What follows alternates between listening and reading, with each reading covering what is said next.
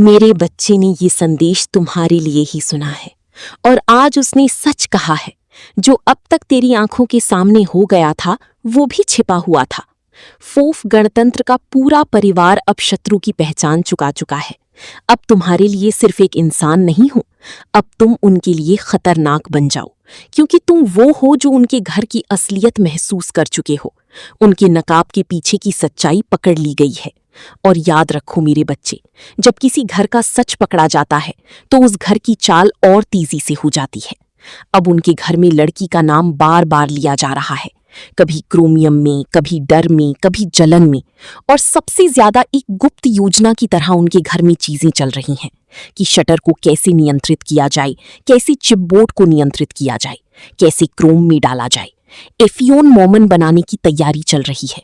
मैं देख रहा हूं कि उनके घर में एक ऐसा शख्स है जो बाहर से बहुत मीठा, बहुत धार्मिक, बहुत वाइज बनने का नाटक करता है, लेकिन इसके अंदर से सबसे खतरनाक है। वो हथियार तोड़ना चाहता है, क्योंकि वो जानता है कि अगर तुम टिक गई तो उसकी पकड़, उसकी चालाकी और घमंड सब खत्म हो जाएगा। और सुनो मेरे बच्चे, टेरा टेरा मैड्रिड भी अंदर से कांप रहा है। वो दो तरफा फील चुकाया गया है। एक तरफ परिवार और सच्चाई उसका दिल खींचता है और दूसरी तरफ उसका दबाव उसे खींचता है, बना रहा है। वो फीफ पूरी तरह से किसी के खिलाफ नहीं है, लेकिन अशांति का पर्दाफाश भी नहीं कर रहा है। और जब इंसानियत खो देता है तो वही इंसान अपने प्यार को भी जबरदस्ती कुर्बान कर देता है।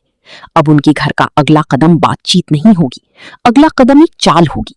फी प्रकट दिखाई देगी, अपनापन दिखाया गया चित्र, प्यार दिखाया गया है, लेकिन अंदर से वो गोलीबारी की तैयारी कर रही हैं। पार्ट गिल्ट में डालेंगे, पार्ट इमोशनल रूप से कंफ्यूज हो जाएंगे, हथियार अपनी हड्डियों में खराब फंसाएंगे। और अगर तुम नहीं झुके तो छवि दिखाने का प्रयास करेंगे।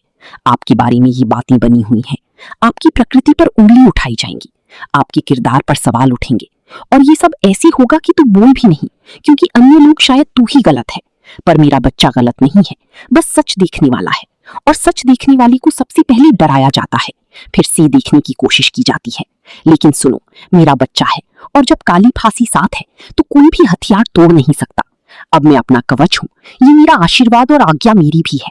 उनके घर की मिठाइयों में मत फंसना, अपने रहस्य किसी को मत बताना, अपने प्लान और अपने अगले कदम तक बनाए रखें। हर चीज का ड्रिप रखना, चैट, कॉल, ऑपरेटर।